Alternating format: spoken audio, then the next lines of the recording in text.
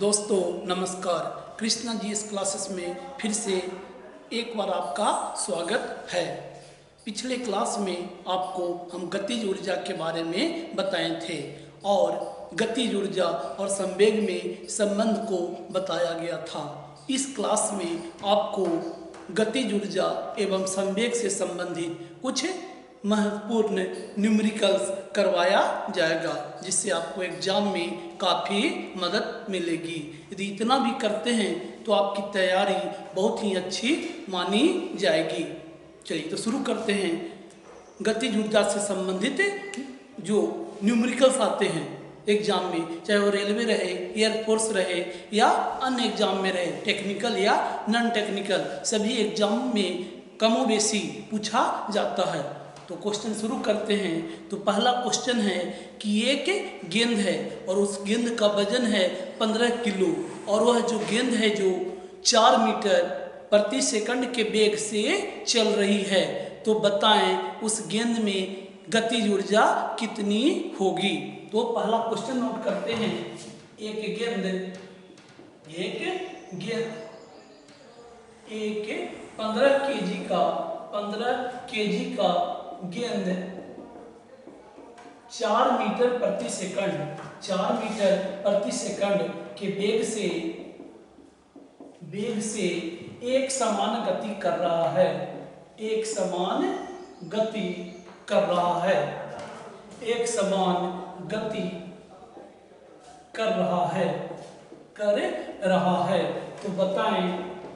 तो बताएं उस गेंद का गतिज ऊर्जा क्या होगा। उस गेंद का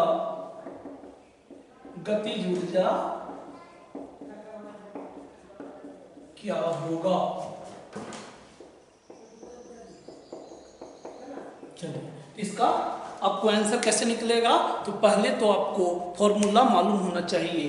तो केई, जिसे हम लोग गतिज ऊर्जा बोलते हैं या काइनेटिक एनर्जी बोलते हैं, तो केई बराबर आपका होता है हाफ mv²। ठीक है, हाफ mv²।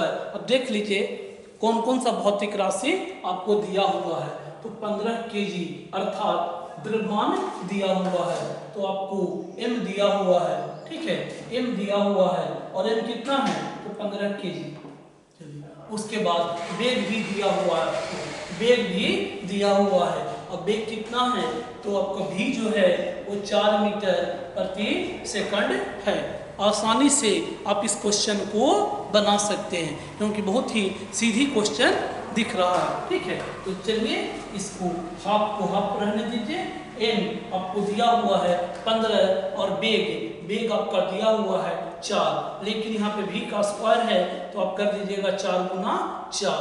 2 से 4 क्या होता है, 2 यहाँ पे आ जाएगा। तो बराबर कितना आ जा रहा है, 15 दूनी 30 और 30 चक्का 120 जूल। ठीक है, तो आपका आंसर आ गया 120 जूल, अर्थात उस गेंद में 120 जूल आ गया। ठीक है, उसका गतिज ऊर्जा 120 जूल का है। चलिए आगे देखते हैं।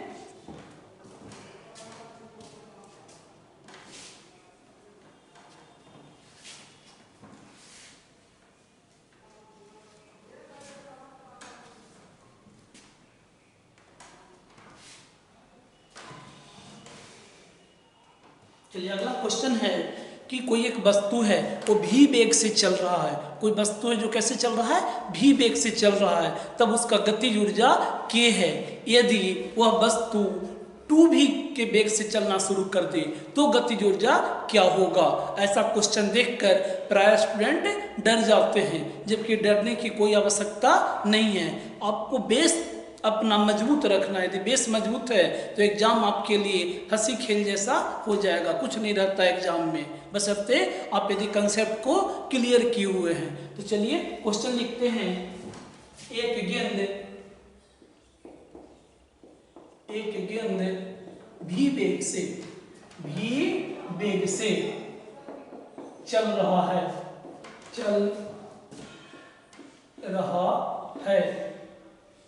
उसका गतिज ऊर्जा k है। उसका गतिज ऊर्जा k है। यदि गेंद 2v वेग से चलना शुरू कर दे, यदि गेंद 2v वेग से चलना शुरू कर दे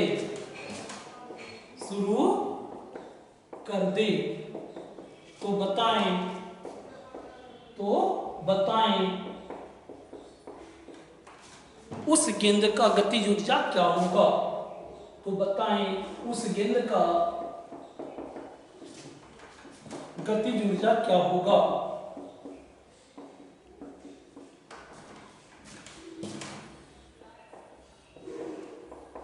चलिए ठीक है, तो नॉर्मल जो फॉर्मूला है गतिज ऊर्जा का वो हाफ mv² है, k बराबर हाफ mv², यही आपका फॉर्मूला है। कंडीशन क्या दिया हुआ है, एक कंडीशन आपका नॉर्मल है, वो जो गेंद है वो भी वेग से चल रहा है, तो गतिज ऊर्जा कितना है, k है। अब कह रहा है उसका वेग को क्या कर दिया गया है, बढ़ा दिया गया है, और कितना, अब 2v अर्थात दुगना कर दिया गया है, ठीक है ना, 2v कर दिया गया है। तो कुछ पूछा जा रहा है आपसे कि अब उसका गतिज ऊर्जा क्या होगा। तो चलिए इसको देखते हैं। यहाँ पे हाफ m को m रहने दीजिए और वेग यहाँ पे दिया हुआ है 2, तो 2v² कर दीजिए। इसी को आगे कीजिए तो हाफ है m और यहाँ पे आपका क्या आ रहा है 4v²। चलिए इस फॉर्मूला को हाफ mv² है उसको अलग कर दीजिए और जो आपका रिजल्ट निकल कर आ रहा है उसे अलग कर दीजिए। तो 4 into half mv², half mv² आपसे निकल कर आ रहा है, तो हाफ mv² तो फॉर्मूला ही हो गया, अर्थात आंसर में क्या लिखिएगा 4k, है ना, 4k, क्योंकि गतिज ऊर्जा शुरू में k था, अब गतिज ऊर्जा कितना हो जाएगा, 4 गुना की बढ़ोतरी हो गया, तो आप इसे 4k कह सकते हैं, ठीक है। 4k की एक तरह से क्या हुआ, वृद्धि हो गया। चलिए आगे कुछ क्वेश्चन देखते हैं जो कि आपको बहुत ही मदद इससे मिलेगी।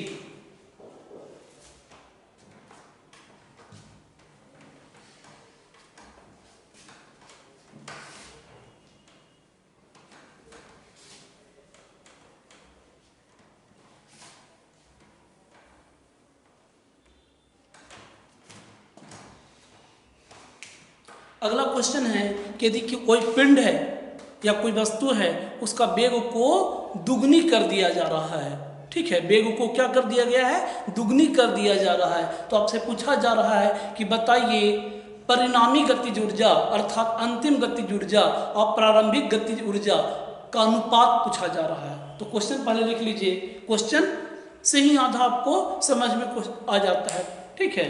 तो अगला है यदि क्वेश्चन नंबर 3, यदि किसी वस्तु का वेग दुगनी कर दी जाए या दूनी कर दी जाए, दूनी कर दी जाए,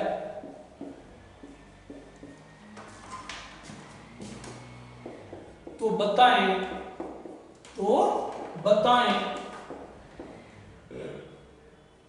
परिणामी गतिज ऊर्जा, परिणामी गतिज ऊर्जा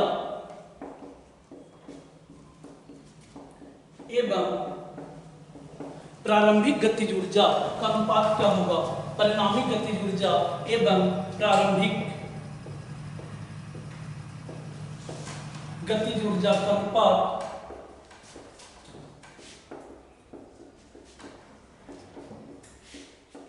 अनुपात क्या होगा।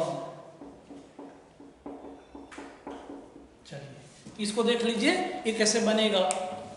तो यहाँ पे देखिए क्वेश्चन देखकर आपको घबराहट नहीं आना चाहिए, घबराहट आ गया समझ जाइए कि आप हल्का हल्का क्वेश्चन जो न्यूमेरिकल पूछा जाता है वो नहीं बन पाएगा। क्वेश्चन देखने के बाद आपको डटना पड़ता है, एक तो आपको कंसेप्ट क्लियर रहना चाहिए और दूसरा है कि थोड़ा सा समय देना पड़ेगा। तो यहाँ पे वेग को क्या किया जा रहा है, दूनी किया जा रहा है, तो यहाँ पे आ जाएगा परिणामी गतिज ऊर्जा। तो बहुत सारे स्टूडेंट परिणामी गतिज ऊर्जा को देखकर ही डर कर भाग जाते हैं, उस क्वेश्चन को छोड़ देते हैं। तो परिणामी कुछ नहीं है, अंतिम, ठीक है ना, अंतिम गतिज ऊर्जा और प्रारंभिक गतिज ऊर्जा, ये दोनों का आपको अनुपात पूछा गया है। तो प्रारंभिक तो आपको मालूम ही होगा, के इनिशियल बराबर क्या होता है, half M V square, half M V square.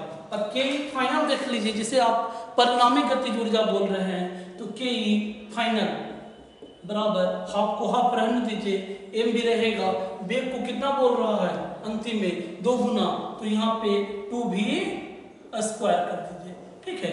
और इसी को आगे कीजिएगा तो 4 आगे आ जाए, गुना कीजिएगा तो 4 गुना हाफ एम भी स्क्वायर, ठीक है। 2 गुना 2 का ठीक कर दिए थे, पहले ही कर दिए, तो यहाँ पे कितना आ गया 4। अब आपसे अनुपात पूछा जा रहा है। अनुपात क्या चीज है, परिणामी गतिज ऊर्जा और प्रारंभिक गतिज ऊर्जा। तो जो पहले है उसे आप पहले लिखिए, परिणामी गतिज ऊर्जा, परिणामी गतिज ऊर्जा बटा प्रारंभिक गतिज ऊर्जा बटा प्रारंभिक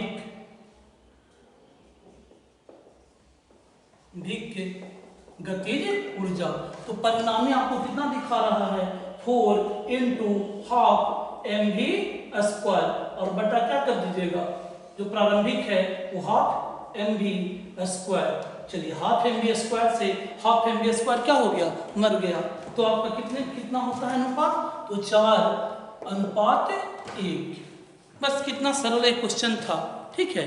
थोड़ा सा क्वेश्चन फिजिक्स में यदि आप समझ जाते हैं न्यूमेरिकल को, तो बार बार देखिएगा एग्जाम में ऐसा क्वेश्चन आपको मिलेगा, क्योंकि फिजिक्स में मात्र न्यूमेरिकल से नहीं है, इसके साथ साथ कंसेप्ट भी जुड़ा हुआ है। तो बहुत सारा क्वेश्चन है जो कंसेप्ट से पूछा जाता है, ठीक है। चलिए और 1-2 क्वेश्चन देख लेते हैं। अगला जो हम लोग क्वेश्चन देखेंगे वो संवेग के बारे में देखेंगे, है ना। संवेग भी हम आपको बताए हैं और संवेग का फॉर्मूला भी बताए हैं, P बराबर mv। तो उससे क्वेश्चन देखते हैं।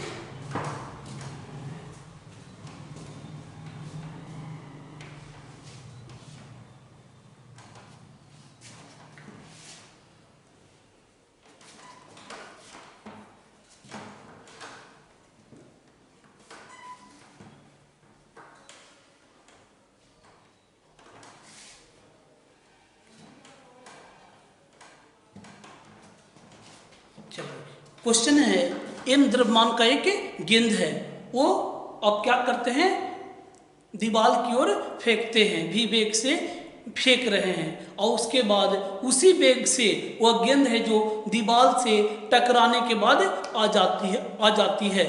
तो पूछा जाएगा संवेग में क्या परिवर्तन हुआ। चलिए क्वेश्चन लिख देते हैं, m द्रव्यमान का एक गेंद, क्वेश्चन नंबर 4, m द्रव्यमान का एक गेंद एक दीवार से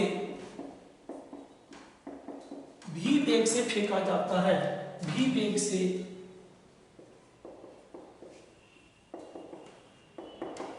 फेंका जाता है। दीवार से टकराने के बाद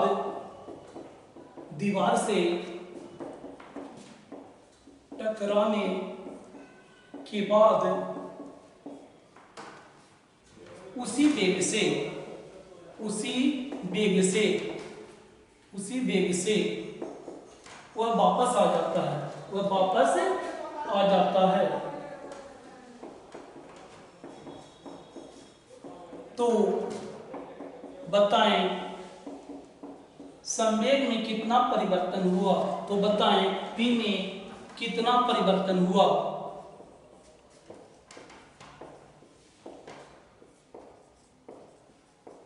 ठीक है, चलिए तो इसको बनाना है तो आपको पहले संवेग का फॉर्मूला हम आपको क्या बताए थे, P बराबर mv। ठीक है, चलिए तो संवेग में परिवर्तन पहले लिखिए, संवेग में परिवर्तन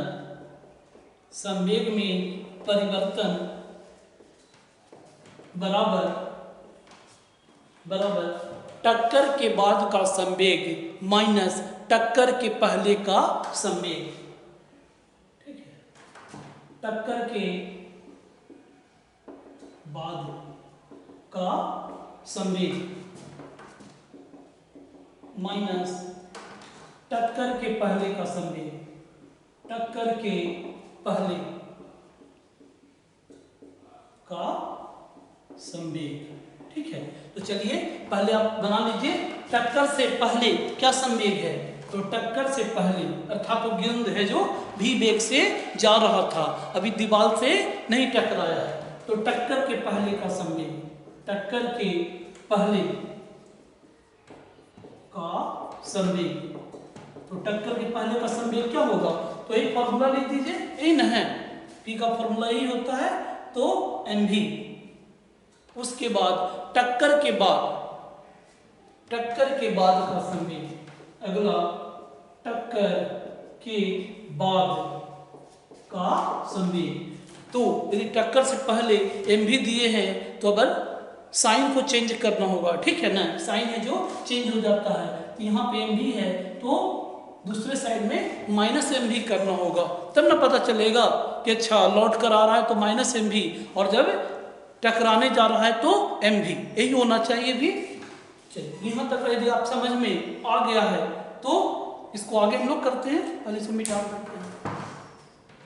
ठीक है, क्वेश्चन को मिटा देते हैं।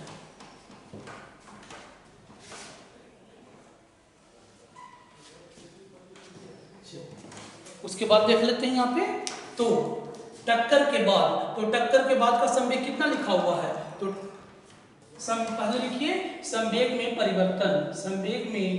परिवर्तन बराबर टक्कर के बाद का संवेग है ना, टक्कर के बाद का संवेग, तो टक्कर का बाद का संवेग माइनस mv है, और माइनस टक्कर के पहले का संवेग तो mv होगा, है ना, क्योंकि आपको दिया हुआ है संवेग में परिवर्तन बराबर टक्कर के बाद का संवेग माइनस टक्कर के पहले का संवेग, तो वही चीज लिखे हम।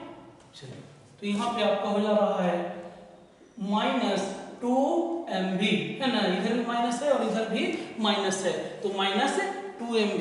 ठीक है, इसका आंसर ये हुआ। चलिए आज का लास्ट क्वेश्चन देख लेते हैं, वह भी बहुत ही इंपॉर्टेंट क्वेश्चन है और वह भी एग्जाम में पूछा जाता है। तो देखिए,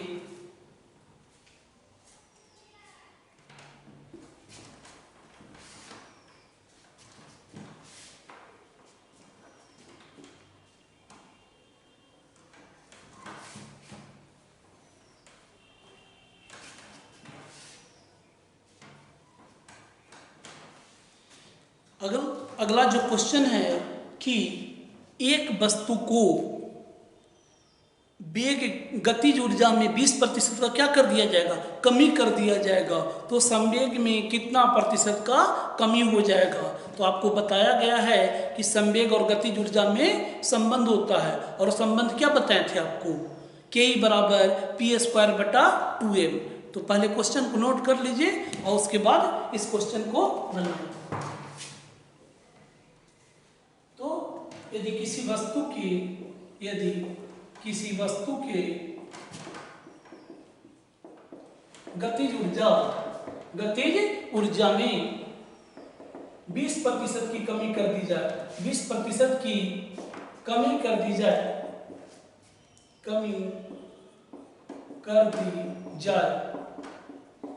तो बताएं